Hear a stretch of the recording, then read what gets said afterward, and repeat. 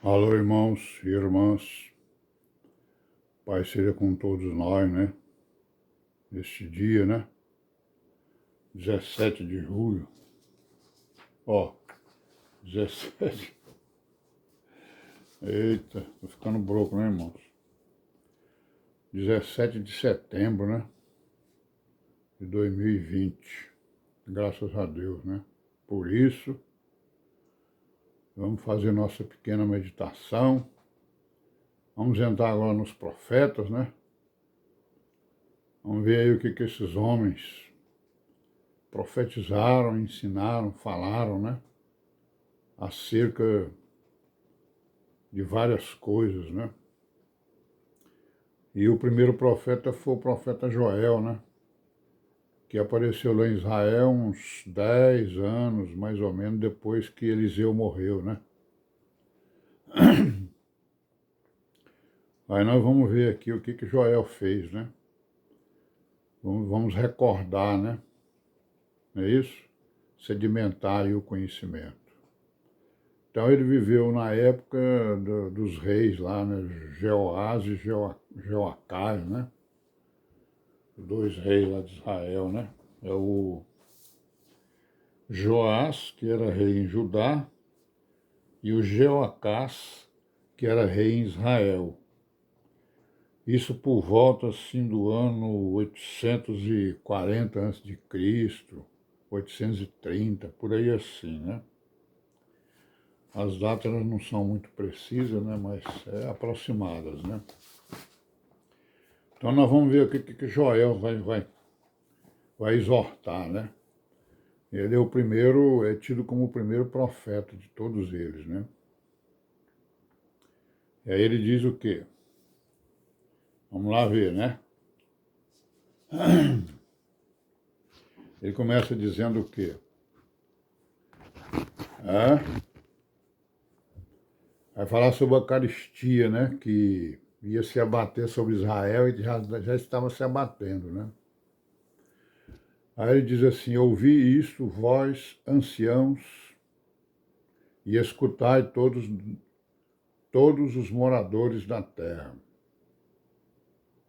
Então ele está fazendo uma profecia para todo mundo, né? Toda a terra, né? Não só para Israel. Aconteceu isso em vossos dias, ou também nos dias dos vossos pais? Fazei sobre isto uma narração a vossos filhos, e vossos filhos a seus filhos, e os filhos destes a outra geração. Então está claro aí, né, irmãos? Ele está fazendo uma profecia para a terra como um todo, e também para Israel, e para todas as gerações, né? Certo? Aí vamos lá. O que ficou da lagarta, o comeu o gafanhoto. E o que ficou do gafanhoto, o comeu a locusta. E o que ficou da locusta, o comeu o pulgão, né? Então nós lemos aí o quê? O capítulo 1, né? Nós lemos aí o versículo 2, o 3 e o 4, certo? E esse capítulo está falando exatamente da carestia, né? Que estava se abatendo e ia se abater sobre Israel, né? Sobre o mundo, né? Uma parte do mundo. Aí no versículo 11 ele diz: a colheita do campo pereceu. Claro, né? Se o que ficou da lagarta, o gafanhoto comeu. O que ficou do gafanhoto, a locusta comeu. E o que ficou da locusta comeu o pulgão, então não teve colheita, né? Ou se teve, foi bem pouquinha. No versículo 15 ele diz: por que isso, né? Porque o dia do Senhor está perto e virá como uma assolação do Todo-Poderoso. Então ele já está agora profetizando sobre o dia do Senhor, né? Ele está perto, né? E ele virá como uma assolação. Aí no capítulo 2, nós vamos ver o quê? Que no verso 1, né? Perturbem-se todos os moradores da terra, porque o dia do Senhor vem e ele está perto. No verso 2, dia de trevas e de tristeza, de trevas espessas.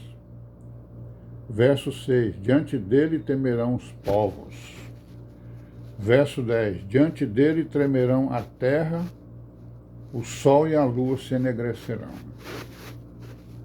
Verso 11, o dia do Senhor é grande e terrível, e quem o poderá sofrer? Então ele está falando de um dia, né, que virá, que é o dia do Senhor, que nós entendemos que são os dias dos são os dias dos juízos, né? Certo? Mas especificamente, ao que parece, ele está falando da vinda do Senhor Jesus, porque a vinda dele do Senhor Jesus, né, também foi um julgamento, né? Ele veio fazer o julgamento também. Não que ele fizesse o julgamento, mas, vamos dizer assim, dos humanos, né? Na verdade, aquele julgamento que Jesus Cristo fez foi contra o pecado, né? O julgamento contra o autor do pecado, que foi o Satanás, né? O diabo, né? Então, no verso 11, ele diz, o dia do Senhor é grande e terrível, e quem o poderá sofrer? Né? E no 12, ele vai fazer o quê? Convertei-vos a mim. Né? Porque se o dia é terrível, se as coisas vão ser terríveis, né? Então vocês devem se converter a mim. Né? Isso Deus falando por ele, né? Versículo 3, rasgai os vossos corações. Rasgai os vossos corações. Convertei-vos a mim. Rasgar o coração, né, irmão? Converter é o quê? Converter é você virar a sua vida 180 graus. Você tá caminhando para o sul, você volta para o norte, né? Uma alegoria aí, né? Ou seja, você vai mudar a sua vida completamente. Você vai, pelo seu entendimento, né? Você vai rasgar o seu coração, né? Fazendo com que ele mude o seu entendimento e a sua prática. Então, Joel já falava nisso, né? E isso aqui ia acontecer exatamente com Jesus Cristo, né? Aí no verso 17, onde está o seu Deus? Né? Perguntam as nações, né? Onde está o Deus deles? Olha aí, eles estão tudo se lascando aí, ó. Eles disseram que Deus ia dar para eles um reino sacerdotal, e aí agora eles estão aí sofrendo até seca, né? E carestia e tudo mais. Onde está o Deus deles? Né? Onde é que ele estava? Ele estava fazendo juízo sobre eles, né? Sobre os judeus, porque eles não cumpriram com o que prometeram, né? Aqui do verso 20 até o 27, ele está fazendo várias promessas aí, né? E ele inclui aí o milênio, né? Certo? Está incluindo aí o milênio, né? Já está falando até no milênio aí, né? Falou na conversão, falou no juízo, né? Está falando no milênio, né? No verso 28, derramarei meu espírito sobre toda a carne. Isso aqui a gente já sabe o que é, né? Foi cumprido ali no dia de Pentecostes, né? Conforme nós lemos lá em Atos dos Apóstolos, segundo lá o que narrou, né?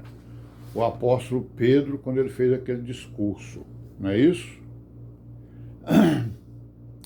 Verso 32, todo aquele que invocar o nome do Senhor será salvo, porque em Sião e em Jerusalém haverá livramento. Então todo aquele que invocar o nome do Senhor será salvo, né? Aí as pessoas, né? Aí tem umas religiões aí, né? Que dizem o quê? Basta você falar o nome, ó Senhor Jesus, aí você está salvo, né? Não precisa fazer mais nada, É assim que eles pregam, algumas religiões, né? E isso não é verdade, né? Nós temos que invocar o seu nome, né? Temos que invocar o seu nome e obedecê-lo, né? Segundo o evangelho que foi dado por ele, né? O Senhor Jesus. Então, em Sião e em Jerusalém haverá livramento. Por quem, hein? Por Jesus Cristo, né? É, por Jesus Cristo, não é isso? É isso mesmo. Aí é o seguinte, vamos ver aqui o que ele diz no capítulo 2, os versículo 20, ó. 2, versículo 20, né? Ele vai falar de algumas promessas aqui, né? E aquele que é do norte farei partir para longe de vós e lançá-lo-ei em uma terra seca e deserta, e a sua frente para o mar oriental, a sua retaguarda para o mar ocidental, e subirá seu mau cheiro, subirá a sua podridão, porque fez grandes coisas. Não temas, ó terra, regozija-te e alegra-te, porque o Senhor fez grandes coisas. Então nós vamos continuar amanhã, né? Já são 11 minutos aqui, quase 30, mais de 40 que eu estou falando. Amanhã a gente continua aqui com o profeta Joel, né? Que é o primeiro dos profetas, né? Que vão profetizar sobre o Messias. E se Deus quiser, estaremos aqui, né? Meditando e nos consolando mutuamente. Amém? Amém.